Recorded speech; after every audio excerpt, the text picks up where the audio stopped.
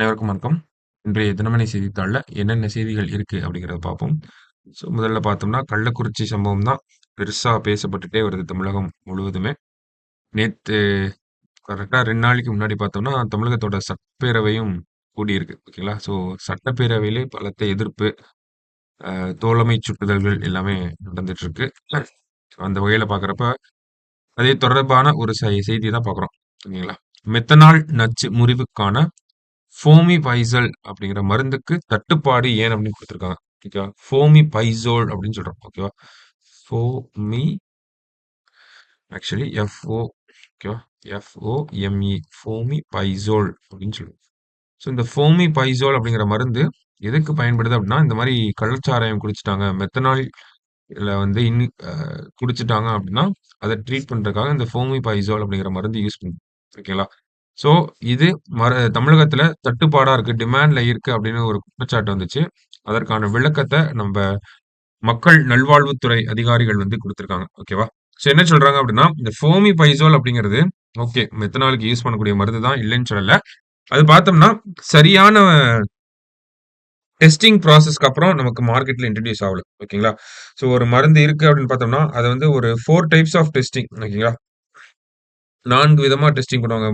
விலங்குகள், அதுக்கப்புறமா மனிதர்கள் அந்த மாரி ஒவ்வொரு ஸ்டேஜ் ஆஃப் டெஸ்டிங் அப்படிங்கிறது இருக்கும். 4 நிலையா டெஸ்ட் பண்ணுவாங்க. இந்த ஃபோமிபைசோல் அப்படிங்கிறது பார்த்தோம்னா, நமக்கு 4 ஸ்டேஜஸ் ஆஃப் டெஸ்டிங்க தாண்டி வரல. ஓகேங்களா? மனிதர்கள் மேலயும், சில ஃபர்ஸ்ட்டு விலங்குகள் மேலயும், சில மனிதர்கள் மேலயும் அந்த ஆய்வு நடத்தப்பட்டு, அதுக்கப்புறமா டைரக்ட்டா மார்க்கெட்டுக்கு வந்த ஒரு மருந்து தான் இந்த ஃபோமிபைசோல் அப்படிங்கிறது. ஸோ இந்த மெத்தனால் ட்ரீட்மென்ட்க்கு மெத்தனால்ல வந்து குடிச்சுட்டாங்க அப்படிங்கிற இந்த ட்ரீட்மென்ட்க்கு ஃபோமிபைசோல தமிழக அரசாங்கம் பயன்படுத்துறத தவிர்த்துட்டாங்க. ஓகேவா? அதனால தான் இந்த ஃபோமிபைசோலோட மருந்து தட்டுப்பாடு அப்படிங்கிறது நமக்கு இருக்கு. ஓகேங்களா? அதனால தான் ஒரு டிமாண்ட் அப்படிங்கிறது ஏற்பட்டிருக்கு. மருந்து போதுமான அளவுல இல்ல. ஓகேவா?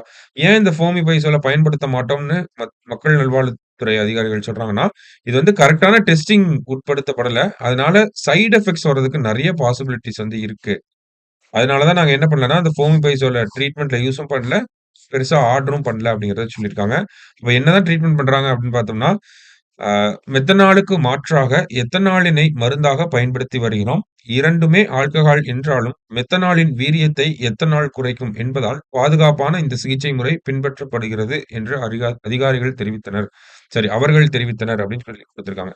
நம்ம நேத்து பார்த்ததுதான். மெத்தனாலுடைய ட்ரீட்மெண்ட்க்கு எத்தனால வாட்டரோட மிக்ஸ் பண்ணி ஒரு ரேஷியோல நமக்கு ட்ரீட்மெண்ட் நடத்துவாங்க. இது வந்து சேஃபஸ்ட் முறை. சரிங்களா? Safest procedure.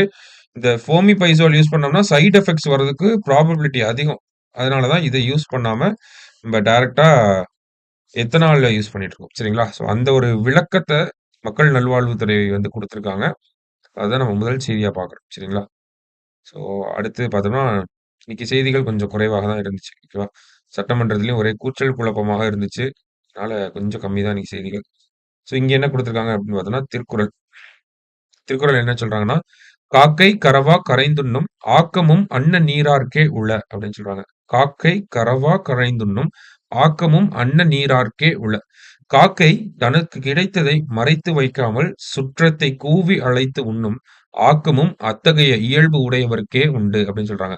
ஒரு காகம் இருக்கு அப்படின்னா, அது தனக்கு கிடைத்த விஷயத்த பகிர்ந்து உண்டு இருக்கும். ஓகேங்களா? தன்னுடைய சுற்றத்தார கூப்ட்டு, கூட இருக்கக்கூடிய காக்கைகள கூப்ட்டு சாப்பிடும். ஓகேங்களா? அதே மாரி தான் ஆக்கம் அப்படிங்கிற அந்த ஒரு விஷயமும், இந்த மாதிரியான ஒரு இயல்பு உடைய நபருக்கே வரும் அப்படின்னு சொல்லி வள்ளுவர் சொல்றாரு. திருக்குறள் எண் 427 அதிகாரம் சுற்றம் தலால் அப்படிங்கிற அந்த அதிகாரம். ஓகேவா?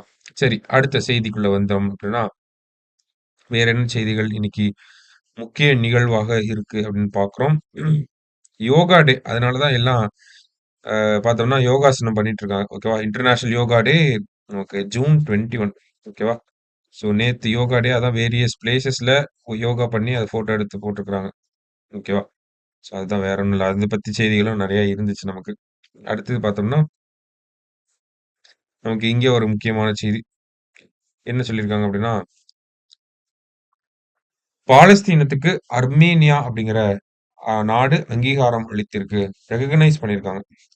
ஓகேவா? பாலஸ்தீன் அப்படிங்கிற ஒரு பகுதி.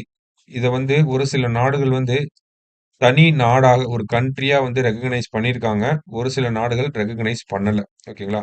அந்த வகையில பார்த்தோம்னா, சமீபத்தில கூட ஸ்பெயின், நார்வே, அயர்லாந்து இந்த 3 நாடுகளும் ஸ்பெயின், நார்வே, அயர்லாந்து சின்னுன்னு ஞாபகம் வச்சுக்கணும். ஸ்பெயின், அயர்லாந்து, நார்வே இவங்கலாம் பார்த்தோம்னா, நமக்கு பாலஸ்தீனத்த வந்து அங்கீகாரம் பண்ணியிருந்தாங்க சமீபத்தில. ஓகேங்களா? அந்த வகையில அந்த லிஸ்ட்ல இப்ப யார் சேர்றாங்க அப்படின்னா, அர்மேனியா அப்படின்னு சொல்லி ஒரு நாடு இருக்கு. டர்க்கி பக்கத்தில இருக்கும். டர்க்கி, அசர்பைஜான், அர்மேனியா அந்த பார்டர் ரீஜியன்ல இருக்கக்கூடிய கண்ட்ரி தான் அர்மேனியா. ஓகேவா? ஸோ அர்மேனியா அப்படிங்கிற நாடு வந்து நமக்கு என்ன பண்ணியிருக்காங்க அப்படின்னா, பாலஸ்தீன வந்து ரெகக்னைஸ் பண்ணியிருக்காங்க.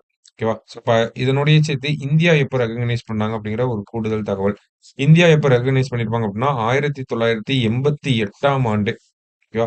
India recognised Palestine in the year 1988 சரிங்களா? அப்பயே நம்ப பாலஸ்தீனத்த ஒரு தனி நாடா அங்கீகரிச்சிருக்கோம்.